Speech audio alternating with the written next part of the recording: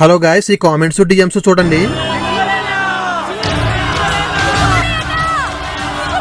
Matter ఏంటంటే last వీడియోలో హైదరాబాద్ లో నేను చేసే జాబ్ అండ్ శాలరీ కోసం 2 వీడియోస్ చేశానండి. ఆ వీడియో కింద కామెంట్స్ డిఎమ్స్ చూస్తే మతిపోయిందండి. చూస్తున్నారు కదా ఎంతమంది కామెంట్ చేశారో. అందులో ఎక్కువగా చేసిన కామెంట్స్ అయితే నాకు కూడా డ్రైవింగ్ జాబ్ చూడండి అన్న వచ్చేస్తానని అడుగుతున్నారు. డ్రైవింగ్ వచ్చిన వాళ్ళందరికీ ఒకటే చెప్తున్నానండి, అదేంటంటే మీరు మీ ఊర్లో ఉండి